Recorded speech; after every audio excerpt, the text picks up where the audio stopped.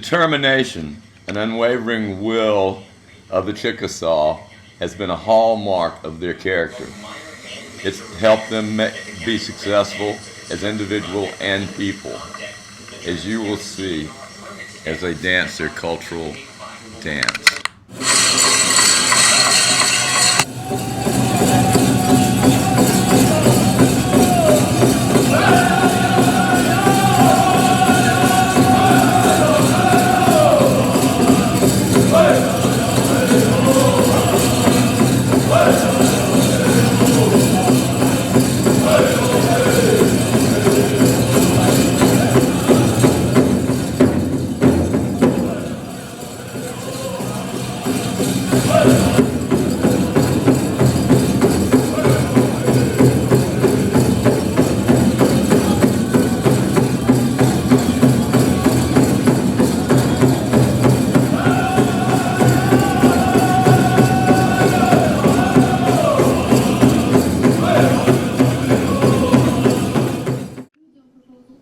I was very fortunate to meet Alea, who is a St. Edward's student, at the powwow, and this is what she had to say about being a Native American.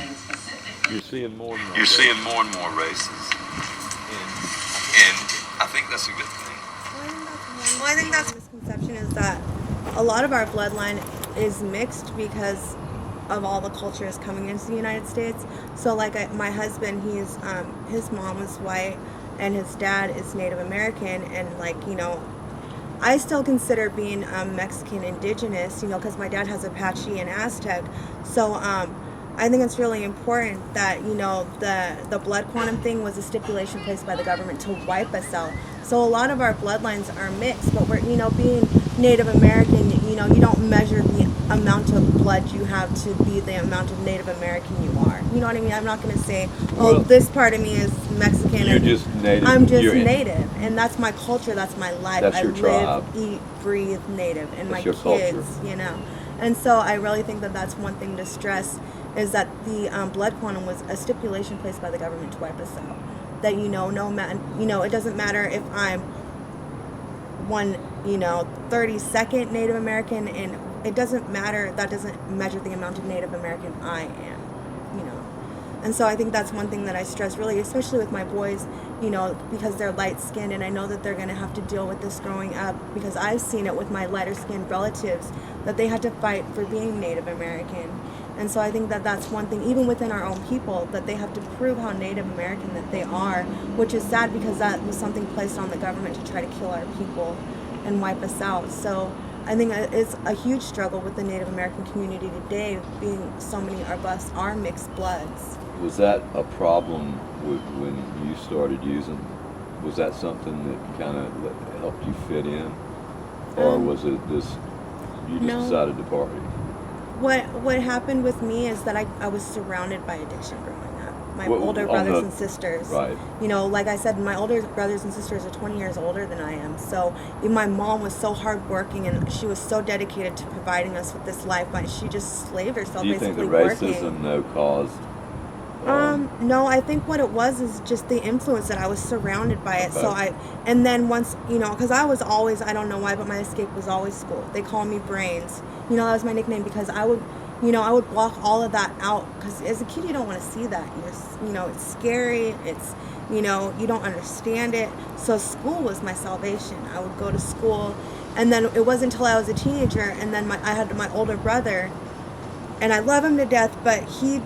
And my mom would side with him because she thought that he knew better, but they just started accusing me of partying, and I wasn't at that time yet, and I that's when I started rebelling, because I was fighting with them, trying to prove to them that I wasn't even smoking cigarettes at that time. I was going to school. I had a boyfriend is what had happened, and they just assumed that I was going to start doing all these things, and they didn't believe me that I was not that way. And so that's when I was like, fine, fuck it, and that's when I ran away. I started drinking. I started doing everything that they accused me of, but I really wasn't in the beginning. And so then it became social. Then I was like, it was fun. It was cool. All my friends were doing it. And so I just kept going with it, and I got deeper into different things. But isn't it so neat? the Creator brought you full circle, and it was your culture, and it was the dance That brought me back. that brought you back to center and Mhm. centered you spiritually, physically, and emotionally. It did. It totally did. And that's one like I'm actually working on my own project in my entrepreneur class that I think that so many kids in America are lost because they don't have culture. Like I could always, even in my darkest times through adolescence, I could always sober up and I could go to a powwow and I knew that that was my salvation. Like I never found salvation in religion. Like my mom was a strict Catholic, so I was in catechism classes till I was 16, but I never connected to that, to Catholicism. And then once I started, realizing it's because I'm Native, because that wasn't our way. That wasn't who we are. But I found the salvation in the powwow and being at the powwow. So whenever, I would hear that drum, the beat of the drum, I felt like I was beginning to get myself back. And so it wasn't like when I met my husband, he didn't even know I was a dancer until after we had our second child. And I pulled my dress out because I had put it away and I buried it for so long because I knew that it wasn't right for me to even touch that dress until I was ready to be sober again. So when I pulled that out and, I started dancing again once my kids were born because, like, I didn't even realize that I had a problem. But I knew that, whenever I would go to a powwow, I'd be sober to take that in. But I never realized it was a problem until I had kids and until, like, I had to be sober, I guess, to be a productive and a mom to them. So, but yeah, my dress and my dancing totally gave me the strength. Like I feel like I'm alive. I feel like, I'm like what I'm doing means something when I'm dancing. I felt the connection, the Yeah. energy when I was there. When I met you, it was like, and your husband, and it was, I felt like it's a feeling of coming home almost. It's almost like going back to the ocean. And they say once you get in the ocean, that's the closest you'll ever be to the mother's womb again. And it's almost that same kind of feeling. It totally is. Like I was lost here, and I found your powwow last year because it is a total culture shock to me. My culture is everywhere back home. Spokane, the city that I grew up in, is surrounded by reservations. So when I came here, it was such a culture shock, and like there are no Native programs in Austin there. And so it's like once I found that powwow, I didn't get a dance last year, but that's when my dad came and brought my dress and for my boys to dance. And I really think that it's important for me to be dancing if I want my boys to dance, because how can I? Do you get emotional when you see your boys dance? Oh, I get so emotional just being back on that floor, and because I know that I'm good. You know what I mean? I know that I'm on the right track, and I put my dress up for so long that it's an emotional experience. It was, and you were glowing and beautiful, and you could tell it was a cathartic moment, and it not just for everybody. And that was the cool thing about it. It's not effervescent. It doesn't go away. It's a tradition that's alive. Right. It's not the kind of. It's not like a homecoming where people come and they come to be seen. It is a celebration that people come to show their love. Right. For who we are basically as a people, and to honor those warriors that fought for us to still be here today, and to just show the world that yes, we're still here. And that's what the whole Rock Your Mocks today. It's Native Americans coming together and so it's called Rock Your Mocks. Rock Your Mocks, yes. And so it's Natives connected through social media, and all over Natives today are wearing their moccasins.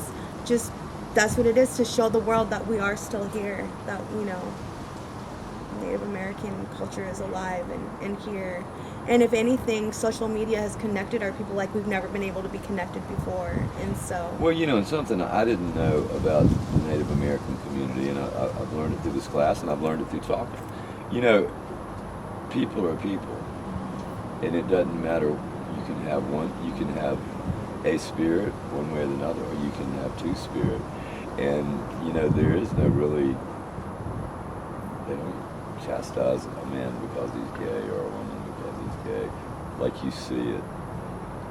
And I mean, I was just curious. I know growing up around, Frankie and Stan, that's one thing I never saw from them. They never crack the joke to the kid, and the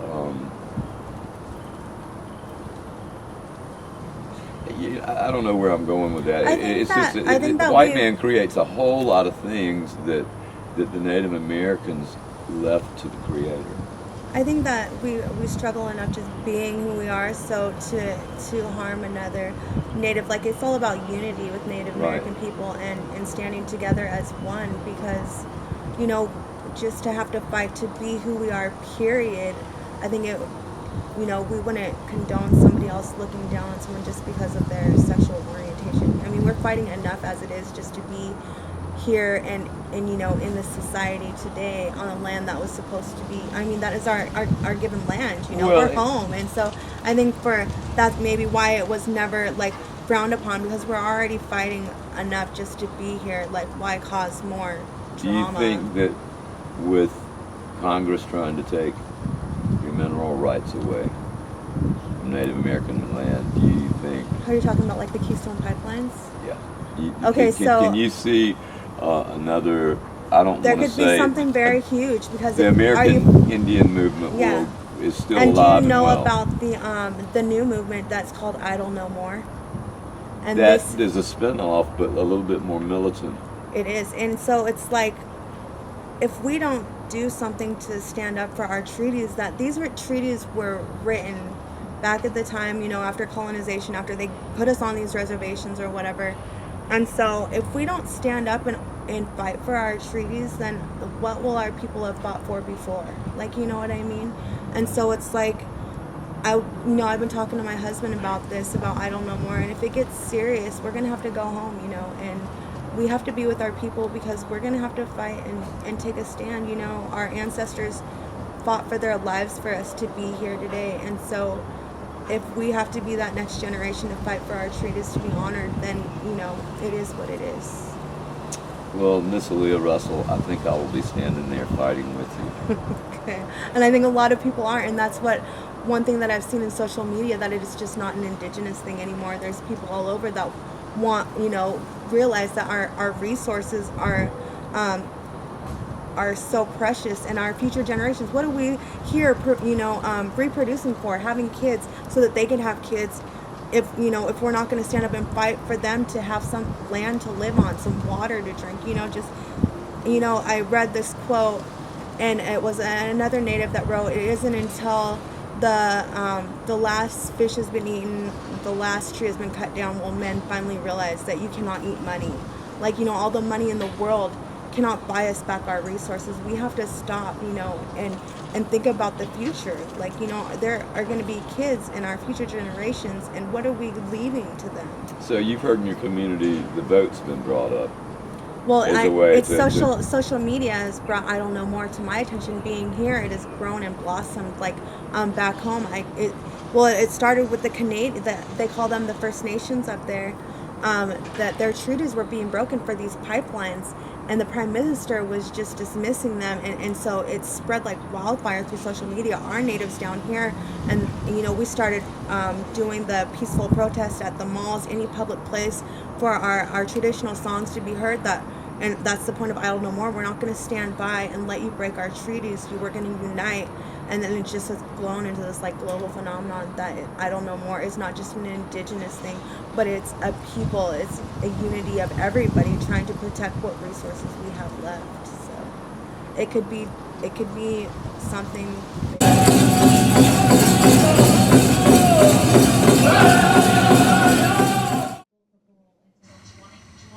These are some of the huts or buildings that were built. This is the Grand Lodge at the Cultural Center that the Chickasaw have put together. It's beautiful.